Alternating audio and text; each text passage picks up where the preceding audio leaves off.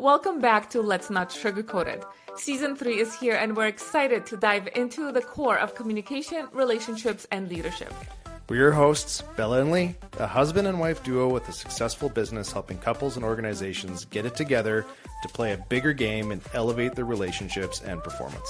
We believe in keeping it real, so each week we'll bring you incredible guests, entrepreneurs sharing their authentic experiences, along with episodes featuring just the two of us tackling the tough topics. So, if you're ready to enhance your connections and sharpen your leadership skills, you're in the right place. Let's get started. All right, well, welcome back to another episode of Let's Not Sugarcoat It. Today we have Robyn Clark in the house. Robyn is the founder and CEO of the Jewelry Business Academy, a business and marketing strategist, and a trusted mentor to jewelry designers ready to scale their business with clarity and confidence. A former jewelry designer herself, Robyn built her own business from the ground up with no team, no paid ads, and no massive audience. Just a whole lot of persistence, strategic action, and trial and error. Aren't we all in that space? Trial and error, that's how it goes. Her firsthand experience navigating overwhelm, burnout, and confusion is what fuels her mission today: to provide the coaching, structure, and support she wishes she had when she was starting out. Through the Jewelry Business Academy, Robyn has helped hundreds of jewelry business owners strengthen their foundation, increase sales, and take powerful steps towards their bigger vision. Whether that means going full-time, selling out collections, hiring a team, or opening up a storefront, Robyn has been there to help. Her popular podcast, the Jewelry Business Academy podcast, has reached more than 100,000 jewelry designers worldwide and features candid conversations with creatives and thought leaders who are redefining what success looks like in business and in life.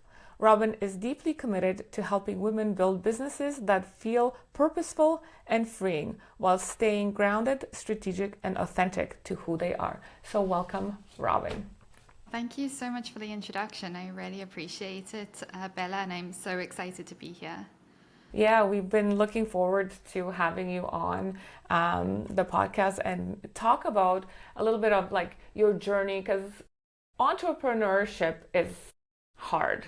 Let's not kid ourselves. Everybody looks at successful business owners and go, oh, wow, it must be nice, to have, but we don't really talk about the trials and tribulations, the mess ups, the burnouts, and how we're constantly having to be on 24/7 if we don't have the right tools, the right mindset, and the right coaches in our corner. So do you want to tell us a little bit about how you got into the business and why? Yeah, 100%. You know what? I'll take us all the way back to when I was in the corporate world, because I actually had no intention of ever getting into business. I was going to be in the corporate world. I had this whole plan mapped out. I was going to climb the corporate ladder, and I just didn't actually think I had it in me to build a business at all. So I was in the corporate world, and I remember getting promoted to marketing manager. And in my mind, when I got to that level, I'd be like, oh, I'm going to feel happy. I'm going to feel fulfilled. I'm going to feel excited about my job again, all this stuff. But I got the title and I realized, like, I've attached all these feelings that I think I'm going to feel when I hit certain milestones. And I'm like, I'm actually not feeling that way. And I looked at the trajectory of my life if I kept on this path, and I was like, I don't think it's going to deeply fulfill me. I don't feel like it's really aligned. I don't think it's helping me grow. And also, I don't own my time and stuff. So I knew I had to come up with a plan, because at that stage, I was actually hitting burnout in the corporate world as well.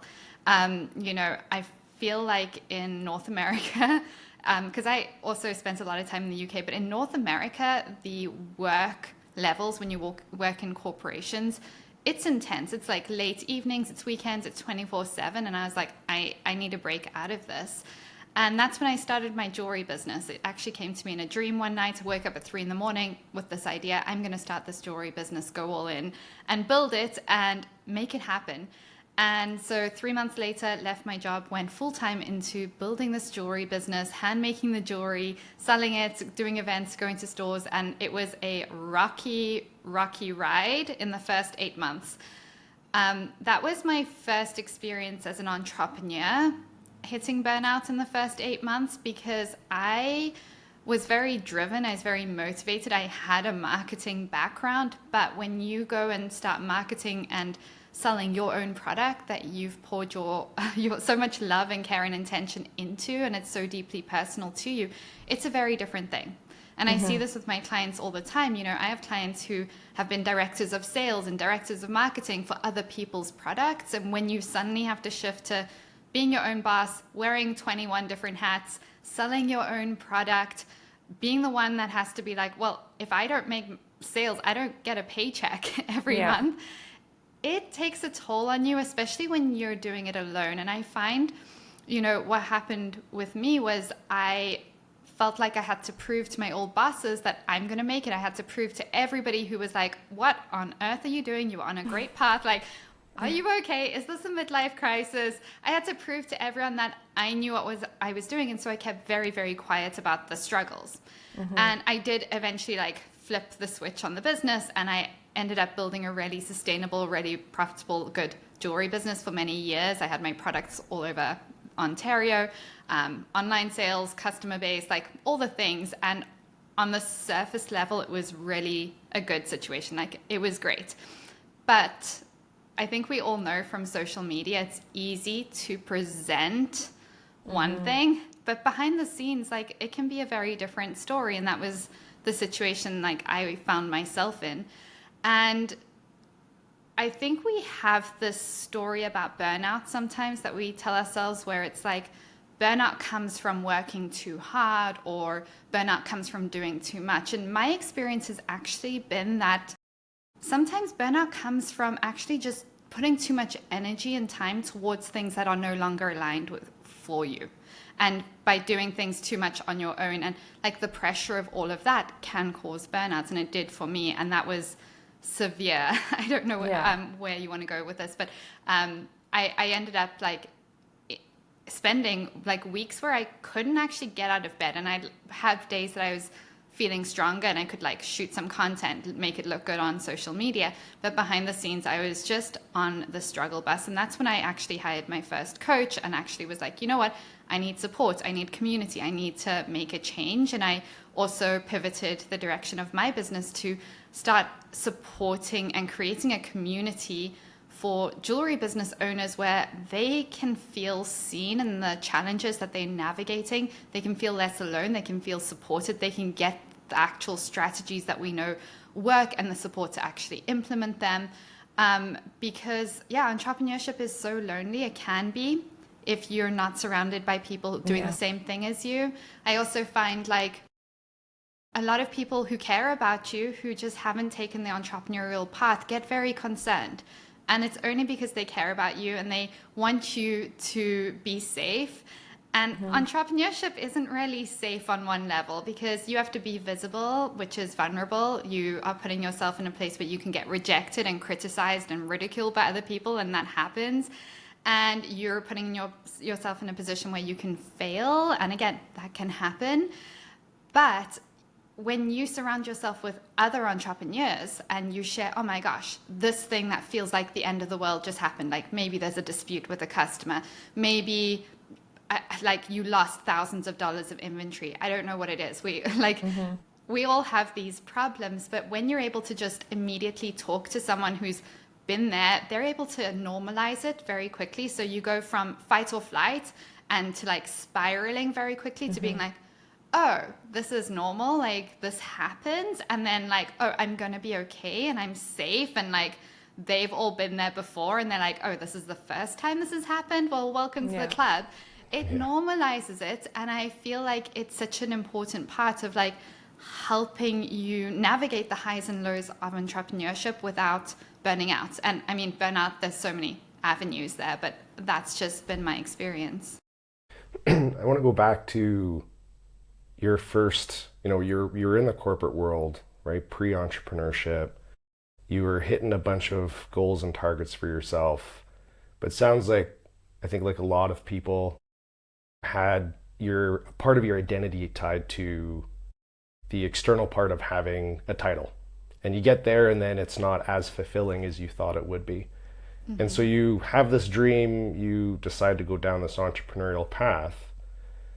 in those first 8 months where you're talking about you're experiencing burnout, was there, like, how did you go about either shifting your identity? Because I think a lot of times we get into entrepreneurship and that identity crisis is still there, right? Maybe even more so, because now your product is a representation of your energy, your time, your efforts. And if people aren't buying it, you start to maybe sometimes think, oh, maybe I'm not good enough, right? And so did you have struggle with that at all? Was that maybe a part of that burnout journey that you had? Yeah, this is such a good question, Lee. And, when it comes to those beliefs we have and those labels we have around who we are and what we do and stuff, those were so ingrained in me for so many years. So being in the corporate world, I did attach so much of my value to the title, my job title. Especially where I was living and who I was like all my cousins were really successful accountants and they were following this path. And I was like, oh my God, I better get my life together and follow a similar kind of path. So I attached so much of my self-worth to that title. But before this job, and this will make sense in a second, but before this job, I actually worked as a consultant. And we were working in cybersecurity, believe it or not, and stuff. And we were working at a lot of big banks in Toronto. So I got a lot of insight into interacting and working with a lot of managers, high-end people up in some banks in Toronto. And that experience shifted my belief in what's possible. Because I, in my mind, always thought people who are really successful have some kind of secret sauce that I just don't have. And that's for them. I don't have it. But that experience opened my eyes because I saw managers dealing with challenges a lot on a daily basis where they're like, I don't know the answer. I'm going to Google this. I'm going to ask this person. I'm going to figure this out. And I realized oh no, they're just good problem solvers. They're just resilient. They have a lot of grit. They don't have some kind of secret skill set or source necessarily that I couldn't develop. And so I think that experience when I then went into entrepreneurship kind of shifted my perspective in what's possible, because I was like, okay, I did the backwards math of how many products do you need to sell to make 100,000, whatever, in business. And when you break it down, it's so doable. And I'm like, I have to find, I did have this belief in myself that I was going to make it happen, even if it killed me. And I was just no, there's no way I can't make this happen. And so the other thing that tied into this was I came into Canada on student visas, then work visas. And when you have those visas, you can't even think of starting a business. I had to have certain category jobs. And as soon as I got the permanent residency, my world expanded, because suddenly I was like, whoa, this path that I thought I had to be on, suddenly I don't legally have to be on it. I can do other things. I can build a business. I can build something really meaningful. So I remember into building a business, and this is part of why I left my job instead of doing it part-time in a responsible way. I knew I wanted no backup plan because I knew this was going to be the hardest thing I've ever done. And I also was like, well, let me choose my heart, because staying in the corporate world is low-level suffering, in my opinion, for the next 40, 50 years. So I'm like, I'm just going to compress my suffering into the next 3 to 10 years. And that I made that decision. So when it comes to the belief of can I make it, I was like, I'm not going to stop till I do. Whatever that looks like. And it was scrappy. It was scrappy. I had one family member at one point, 8 months in, be like, maybe you should get a job at McDonald's. I'm serious. Maybe it's time. And there's nothing quite like somebody. Sometimes that's really helpful, because I was like, I will show you. And the next month it was my first $10,000, $15,000 month. And then we kind of grew from there. But yeah, I've always had a belief that I will make it happen. The timeline might not be what I expect.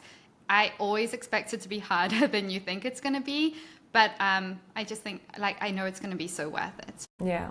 And I mean, when you say, oh, I'm going to choose my heart, when your heart is something that you're so passionate about, something that you're, believe in, it's a different type of hard. It's, yes, you're putting in the work and the sweat and the tears, but that fulfillment, right? Because you're saying you're not fulfilled in your corporate world. It's different when you're doing something that gives you purpose, that you believe in so much that you are going to push it forward. And then when you believe that it will happen and you believe in your product, you believe in yourself, it's easy to enroll people into your, vision and mission. And that's when things start churning a little bit more. Because if you don't believe in yourself, your energy is that of, I don't believe in myself, and therefore those around you, like, I don't think she believed in herself, so I don't quite believe in her product. But when you go in all in, and you like face all your challenges head on, and you do the burn, you do the struggles, people are enrolled. They see the passion, they see what you stand for, and that's when you start attracting those sales and the people that are meant to be in your corner. I also want to go back to previously you said, with the burnout, and because when entrepreneurship can be very lonely when you start out. So I love that you started this academy where you can have, people come in and be like, oh, I'm not alone. Because we do, when we start out in business, we feel like we need to wear all the hats. And we do at the beginning because, money, investments, and so on and so forth.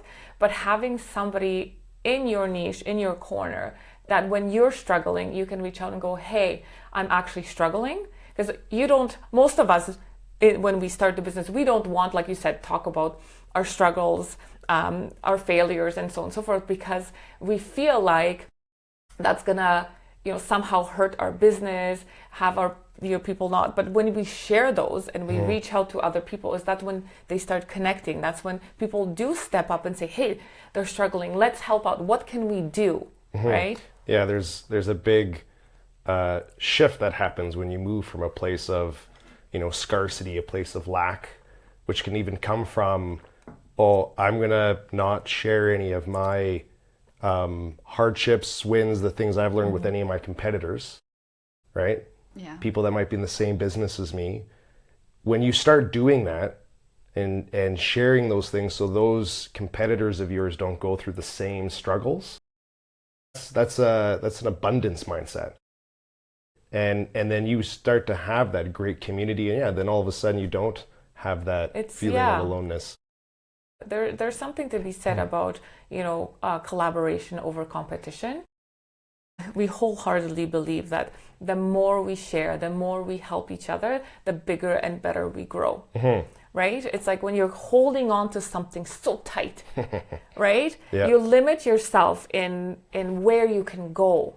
But when you open up and you share and you reach out and you say, hey, how can I help you? Hey, can you help me out? We do grow together collectively. Yep. Yeah. We grow so much faster. I mean, I've built two businesses now, one completely on my own with no support because I didn't feel worthy of getting support, quite honestly. Like, I felt like I needed to do it all alone to be like some kind of superhero. Like, I just thought like I need to earn my success and I need to do it the hard way. And I just didn't feel worthy of having a support system. And I've also built like my coaching business. I was in a program and I was in a community, and it's game changing to actually like live through that experience of building a business on my own versus not. The way you're able to scale so much faster, the way you're able to navigate the highs and lows so much quicker. And I really love what you were sharing, Bella, around when you believe in what you're doing and it gives you a deep sense of purpose. But when your customers can sense that belief in what you're doing, I always tell my clients it comes down to that conviction, and you can't fake conviction. It's why some people can like post everything right on Instagram, but their business just doesn't take off because people can sense when you don't have conviction in what you're doing and what you're selling. And that doesn't happen overnight. That you can't just be like, okay, today I'm going to show up with conviction. You have to slowly start building evidence to prove to yourself that you are who you say you are. You're doing what you say you want to be doing. You start showing up and start selling, and you get feedback from customers being like, oh my gosh, I love this. And you start stacking all these wins, and that builds confidence, that builds conviction. And it's going to be scrappy. It's going to be really, really messy. And that's why What we do in our academy with our clients is, we have a really interesting range of clients. We have people just getting started in their jewelry business, but we also have people who've been in business over 20 years, scaling their businesses. And it's really important to me that when they come in, because they are technically competitors on one level. And so what we don't want is, we don't want people coming in with scarcity mindset. So the first thing we actually do before we do any strategy is we do mindset work. And we're helping them get confidence in who they are, what it is they really want to be building, and what's their why for building their business. Because we all have different whys for building a business, and in different seasons of life, that why is different. So for example, I have some clients who are mothers of like 3 or 4 children, and their why is, I want to do something that gives me a sense of purpose, that helps me feel like me again, that gives me something outside of my children, and that gives me the freedom to work from home and be here like when they're growing up. And then we have other people who are like, I want to make as much money as possible so we can travel the world. So everybody has different whys. And sometimes what I see happening is, for newer business owners, when they don't have someone supporting them, is they look at what other people are doing who are successful, and they're like, they look happy, I'm going to copy them. And they build a business which maybe is successful in terms of financially successful, but they feel kind of empty. And I've worked with clients like this as well, who've built a jewelry business in 10 years, and they're like, why am I not like I should be really fulfilled? This is like, my business is making really good money, like the systems are there, like why am I feeling empty? And it's like, well, we go back to their why, and they didn't build the business they wanted. Built what they thought they needed to be building. And so yeah, when it comes to finding your why, like that's super important, identifying why you're building this business. And then we focus on building that belief that you can make this happen. So I actually don't let any of my clients, we drip feed our strategy out to them day by day. They can't get to any of the juicy strategy around Instagram and email and all of that until they've done the mindset work. And what we look at is that belief of, do you even think you can build this business? Because some people will go into a program like this, or go into building a business, and the story they're telling themselves is, everyone else can do it, but I'm a bit of a unicorn, and because of that, like no strategy or no whatever's going to work for me. It's going to all be difficult. It's all going to be hard. I'm never really going to make it. It's always going to be a hobby. Whereas some people come in and they're like, oh my gosh, I see Sarah and Joe and all these other people who've done what I'm looking to do. I'm going to do the same. And so the story you tell yourself, that belief you have within yourself of, is this possible for me, is so impactful when it comes to actually growing your business. So we don't want anyone even diving into strategy or anything until they have shifted that belief that, oh, I can do this, and I'm going to do this, and I'm going to show up till it happens. Because if you want to prove that something's not going to work, you can do that. You can do that pretty easy. But if you put the same energy into proving that it is going to work, like, it sounds so silly, but that intention behind what you're doing makes a world of difference. And then because we focus on mindset work first, you would be so surprised to see how open our clients are with their challenges on calls, in our Facebook group. They share when they're going through their darkest times, when they'll share their financial wins and losses. They'll share screenshots of their dashboards. They'll share very vulnerable shares when they're just going through a hard time, which is very normal in entrepreneurship. And they'll share new designs they're working on, because they know nobody in that community is going to copy or steal or replicate anything they're doing, because we're all building a business that's aligned with what we're wanting to do. Nobody's being like, what's someone doing that's successful, and let's go copy that person. We've shifted their belief in themselves. We've made them feel worthy of building a business that's aligned with the life and the business they want to be building. And it shifts the energy of a space like that. Yeah. There's kind of in order, right? It's passion, purpose, profit. Yeah. You get be passionate about something, and that becomes your vehicle, but you still got to find that purpose, your why, like you're talking about, where, okay, I'm passionate about this, but what does it do, right? What value is it giving for me in my life and the customers that I'm serving? That's so important. And then your profits come, because that conviction comes from like people sense your authenticity. And if you're just all going back to like, if your worth, if your identity is tied to the product, and then that means then your feeling of success, that feeling of is this, like, my belief then isn't in me, I believe in this product. You're trying to convince everybody that they need to believe in the product, and this is why. But when you already believe in your product, it's like, buy it or not buy it, that's okay. This is an amazing product. This is an amazing service because I have that passion, that purpose, that conviction in what I do. People feel that, right? And that's how they get enrolled, right? That's how they get touched, moved, and inspired to then, work with you, buy from you, right? Whatever it is. Yeah. And that is a huge mindset shift, right? I know it's something that I had to work through myself even. So when we talk about mindset, what do you see as maybe some of the most common, maybe mindset traps that your clients are kind of in when they come working with you, that usually this is what they need to work through first in order to get out of it? And what are some of the, maybe top 1 or 2 tools that you use to help them shift out of that mindset trap?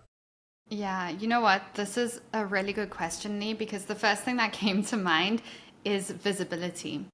The majority of clients I work with, whether they're just getting started or have been in business 20 years, I work with a lot of artists and creatives and people who, like, they are very sensitive. Not all of them, but a vast majority of them. They're very similar to me, and have seen so many people struggle in business because they struggle with visibility. And the reality is the most successful business owners aren't the best designers. They don't have the cheapest or best priced products. They don't have the best quality products. There's one thing all successful business owners have in common, and that's that they're the most well-known. And so being well-known is really crucial for growing a successful jewelry business. And the biggest block so many designers have is around being seen and being truly seen. So there's one thing snapping professional photographs with a makeup artist and hair and everything, and those are the pictures we're sharing on social media, and we're presenting this picture perfect brand that used to do so well on Instagram, but now it just doesn't cut it. And so being truly seen and feeling worthy of taking up space, which sounds so little, but like even just feeling worthy of posting more than once a day on Instagram if you're promoting a launch, or feeling worthy of like even going on podcasts or having your own podcast or using your voice and talking about your brand and business when you're at events and reaching out to stores or going into stores and talking to them. It's surprising how hard it is for so many people to get over that feeling of, I'm going to be too much, I'm annoying. What if other people think I'm trying to be better than them? What if I go and do all this cringy stuff and put myself out there and I still fail? Because the reality is, like, it's so safe to say, oh, I don't show my face on Instagram. I don't, like, these are like my principles. But if you actually dig down deeper, typically those principles are us just being scared of being vulnerable, because we want to be safe. We want people to love us. We want people to like not reject us, because in the olden days, if we got rejected from like a tribe or whatever, like your life was under threat. And I think one of the most important things is for people to recognize, like, being visible and like starting to use your voice, especially if you've never done it before, it sends your body into fight or flight mode. And so it legit feels like I'm going to die. And so what I do with my clients, the first thing we do with all our clients actually, is they do a 10-day video challenge where they start posting every single day a 1-take max video. And I don't care what they talk about, but it needs to be their face. They have to show up, and they just talk and they post it in our Facebook group. And we just do 10 days of that. And that is because I also am not going to throw clients in the deep end and be like, go do an Instagram live to get over your fear, because that can trigger so much fear that they will not get over that. So we take small, tolerable steps to build confidence that, oh my God, I posted a 1-minute video yesterday in the Facebook group and I woke up and I'm still alive and the sun rose and people put nice comments underneath, and I'm like, okay, like, it's not comfortable. I still hate it, but like, let's do it again. And so we we work through the fear by just showing up, feel the fear and show up anyway. I always tell my clients that. Nobody built a business by not being scared of anything. I'm sure you guys probably have so many things that like in business are scary or uncomfortable at some point. And so we don't wait for the fear to disappear. We just feel the fear, acknowledge it, and be like, okay, well, those feelings are valid, and I'm not going to allow it to stop me from showing up, but I'm going to take small, tolerable steps to slowly build my confidence in using my voice, in taking up space, in being visible. And that takes different amounts of time for everyone. But this is why I love the work I do so much. The impact it has not only on their businesses over time, like I've had so many clients like just expand their businesses so much. One of my clients has chronic illnesses, in and out of hospital all the time, quadrupled her business in 2 years after coming into the academy. And her husband's leaving his job to go full-time into her business with her this year as well. That's awesome. So she built so much confidence in using her voice, taking up space, grew her business financially. But my favorite thing when it comes to entrepreneurship, and my favorite thing for looking at clients, is the personal growth that goes along with it. And I can't tell you how rewarding it is to see women who felt like they needed to just be in the shadows of life, just start taking up space, not just in their business, but everywhere, like in relationships, with friendships. Like the way that shift is going to impact your business, but also impact your connections in life and the quality of your life, like it's just so big. Yeah, I love that.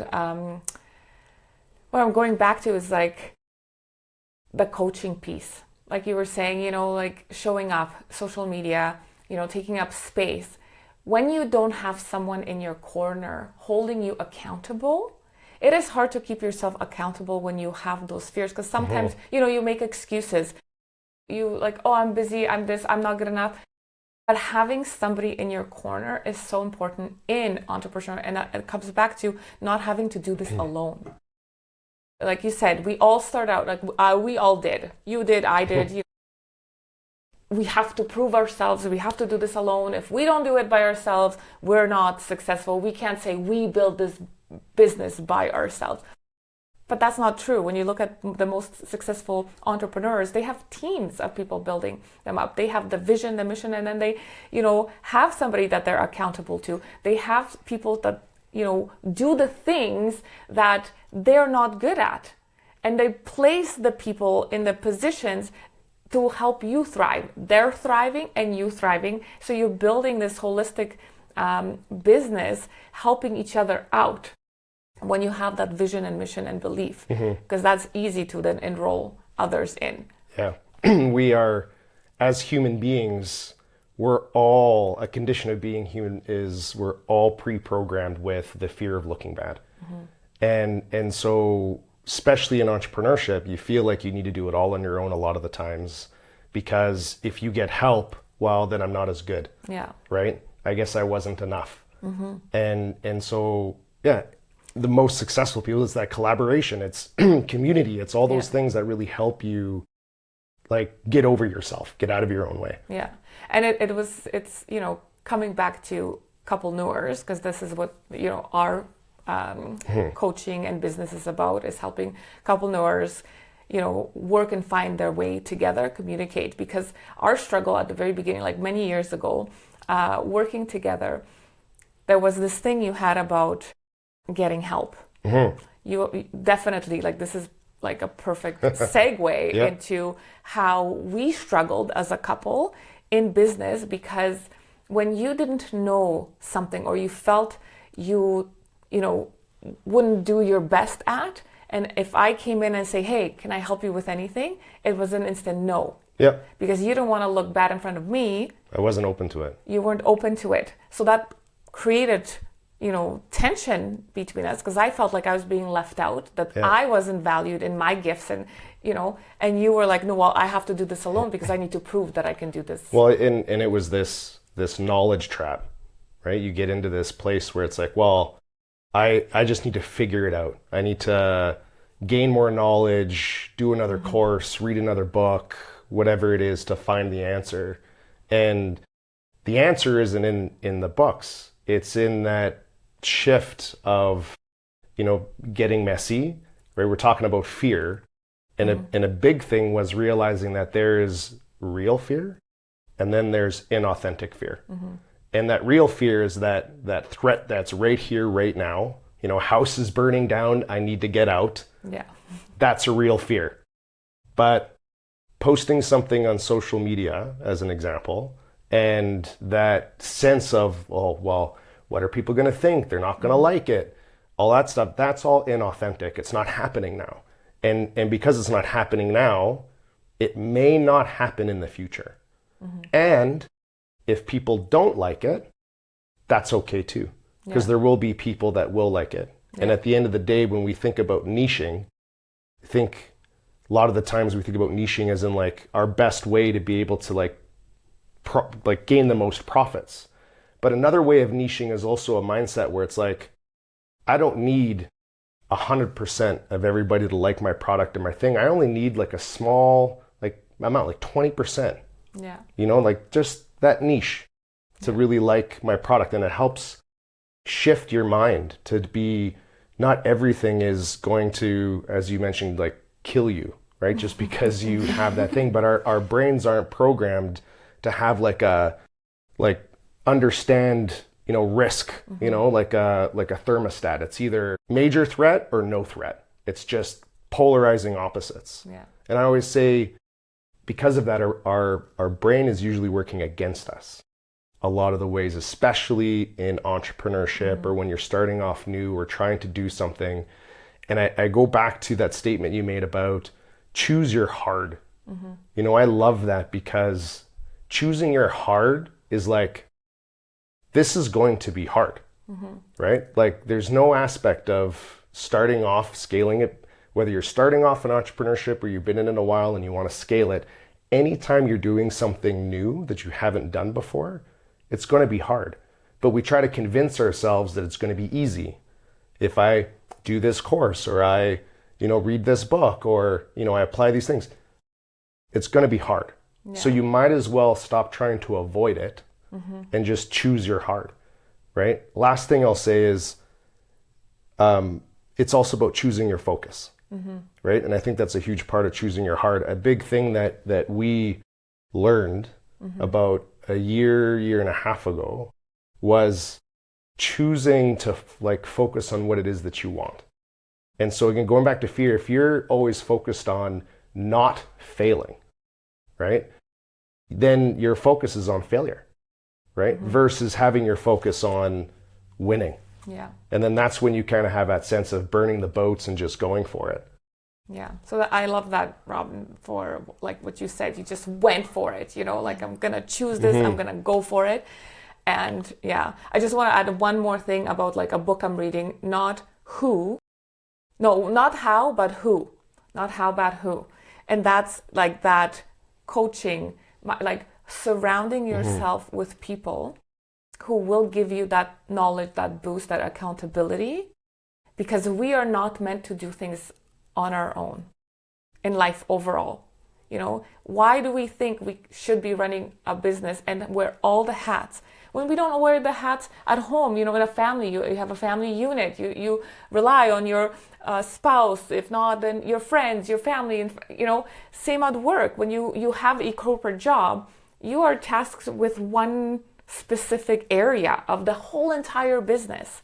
You're not wearing all the hats. So when we shift into entrepreneurship, somehow we feel like we have to do it on our own, which then at some point, burnout, like we all face burnout, and we limit ourselves on, we create a ceiling of how far we can go, because at some point it just gets too much. So if Robyn, if somebody listening that's kind of in that entrepreneurial phase right now where they do feel alone, and maybe you draw from your first 8 months, right? What if you feel like there is no community, right? Because I think a lot of your community, when you first start off in entrepreneurship, it's your community is kind of usually friends and family. Yeah. And as you mentioned, a lot of friends and family, because they have the same fears, right? Of fear of looking bad, right? Fear of failure, all those things. And they have a tendency to project that onto you. They mean well, but as you said, hey, Robyn, maybe you should go work at McDonald's, right? As you're trying to build your business. Yeah. So that becomes your community, but it's not really serving you in what you're trying to do, right? So what would be some of those kind of, top 3 things that you would recommend, or maybe that you even did in that first 8 months that could help someone prevent burnout? Yeah, this is a great question. And quite honestly, I wish I could go back to myself at that stage and actually give myself this advice, because I didn't follow this for many years after that point. But the first thing I'd say is like you said, your friends and family mean well. They want to see you safe.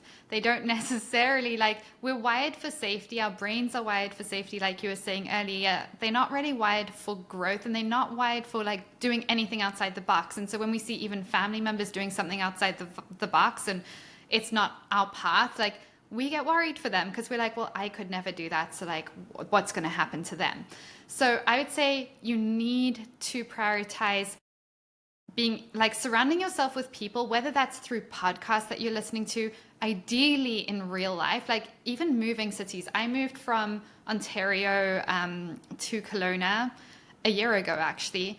And I wish I'd moved here so many years ago, because the entrepreneurial community is so intense. I can't go anywhere without bumping into entrepreneurs.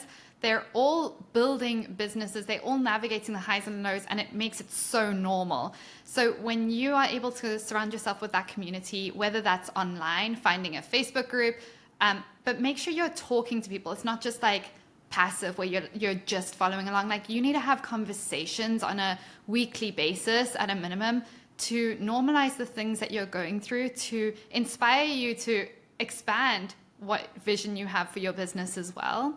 The next thing I'd say is, especially when it comes to not burning out, is make sure you're not just doing busy work in your business.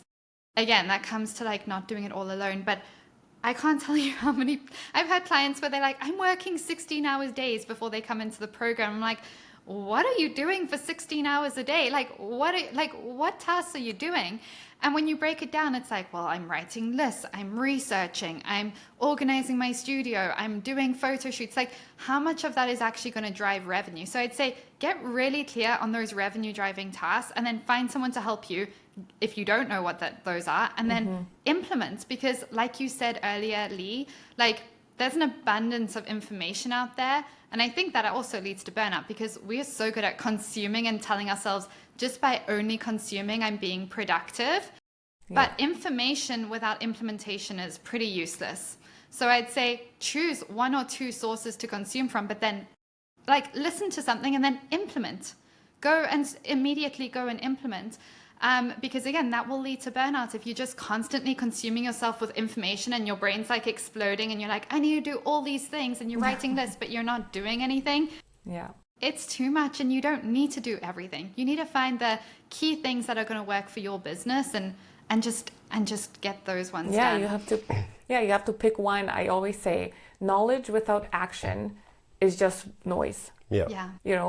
What are you doing with all this knowledge if you're not sharing it with your customers, your clients, your community? Yeah. You have to take the action. So always start small. Learn something, implement it, see if it works, right? Because not everything you learn is going to work for your specific business.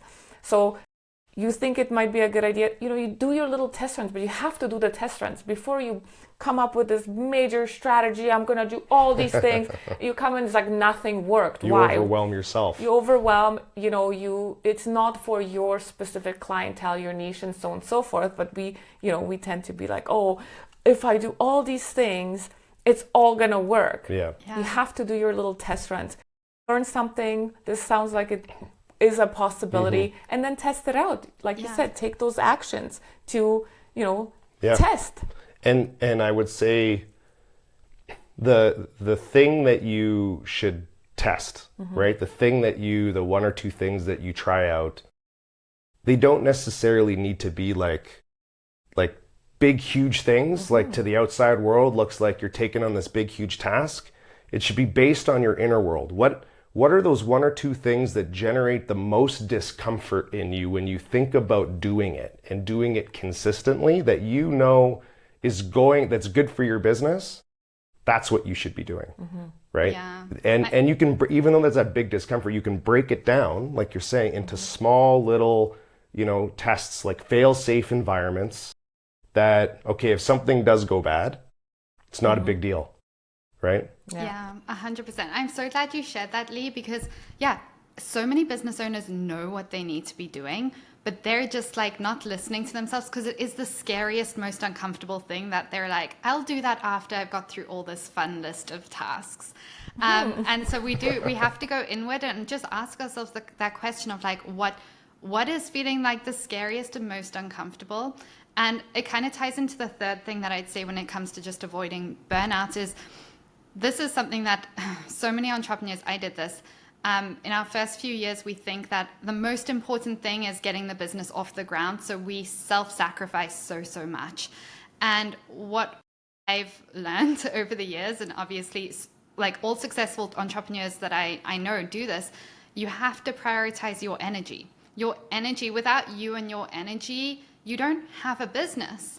And it's so hard in the early days to be like, well, I'm dealing with these fires, but like it's my gym time, or I needed a walk, or I needed a meditation, or whatever it is that fills your cup.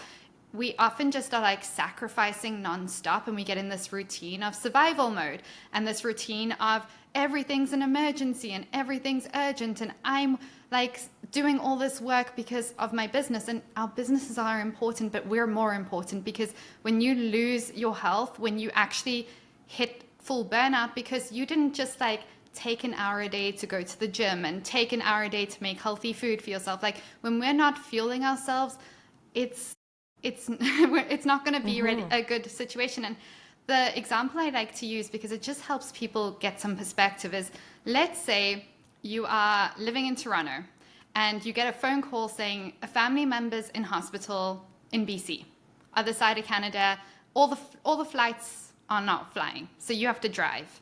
Well, that's like, I don't know, 20, 25 hour, 40 hour drive. It's a long drive. It's like 2-3 days. It's 2 or 3 days. So if you're like, oh my gosh, well, that's really important. Like, I have to get there. And you drive nonstop. The likelihood is you might crash on the way. You might get there and just be completely out of it and no help at all. Like, what are you going to do? You're going to drive every few hours. You're going to stop at a gas station and get some tea and have a pit stop. You're going to stay overnight at a hotel. You're going to have a few more tea stops, and you're going to get there, and you're going to have like got there safely and got there in a way that you're able to help. So you want to do the same in your business. You want to enjoy it more than that, though. Yeah. 100%.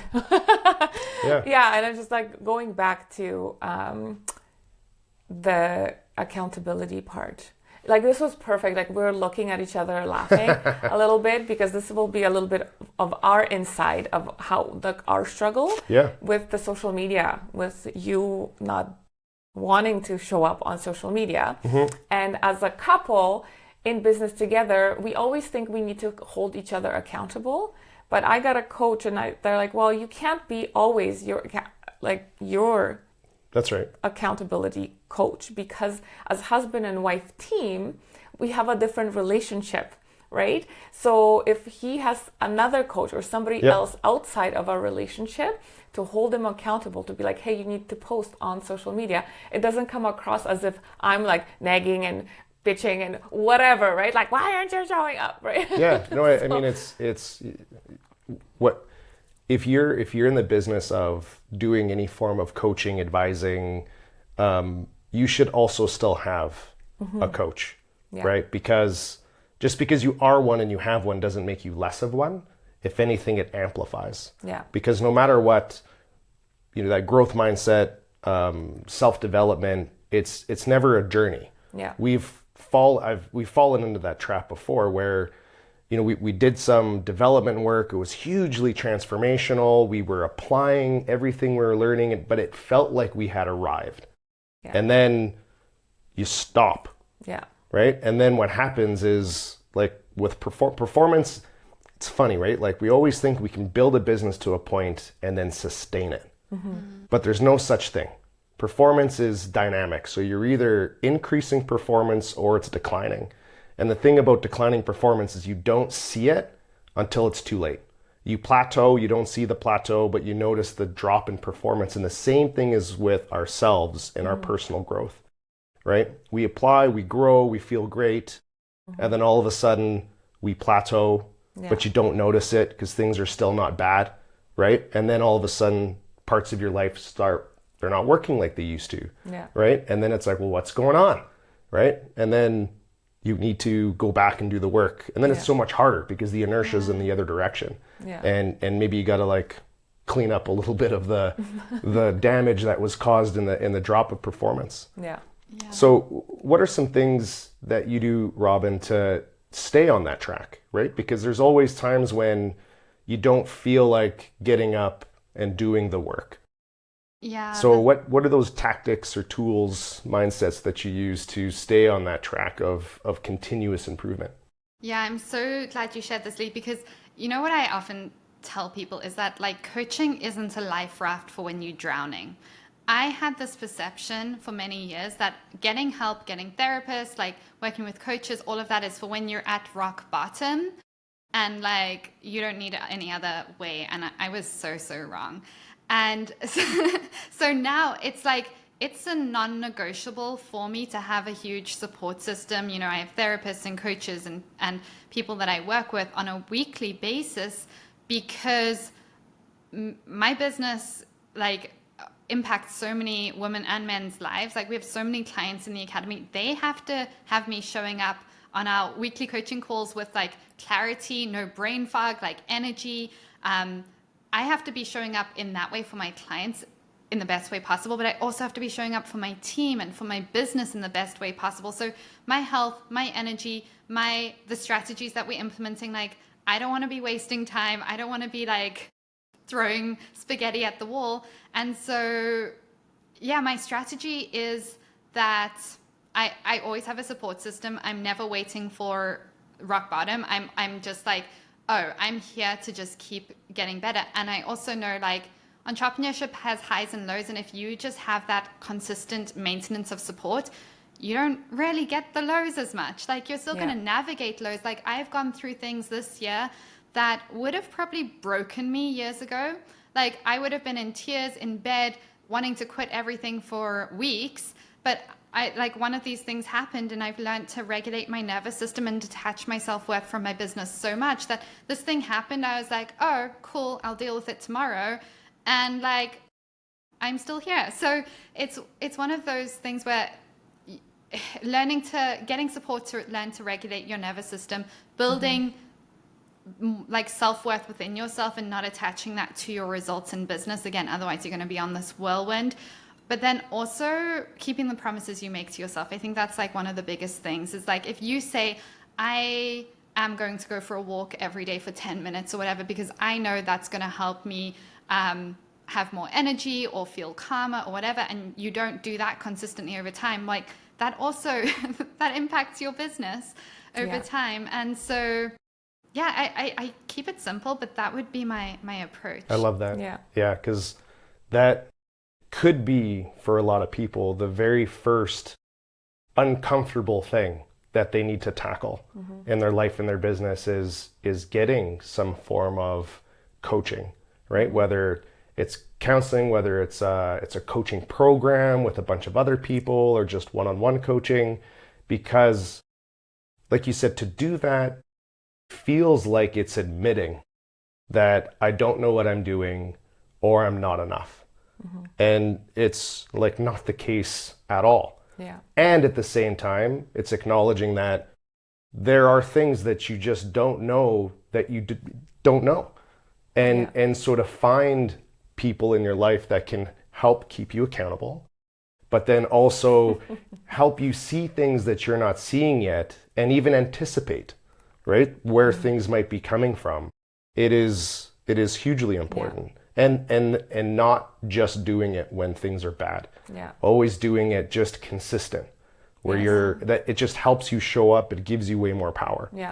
You have to show up for yourself first. It's like, you know, we're gonna hammer this nail to the end with put your mask on first before you put it on somebody else. Because if you're not showing up for yourself, you're not showing up for others in the best possible way. Yeah. You know, like that's kind of Absolutely.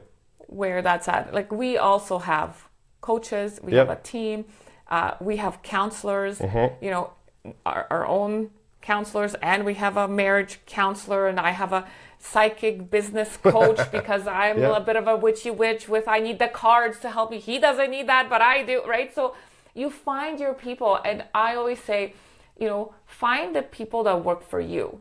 Just because someone is working for somebody else doesn't mean that person is right for you. So shop around. Yeah. You know, find the community that speaks to you. If it doesn't feel right, listen to your intuition. I'm big on intuition.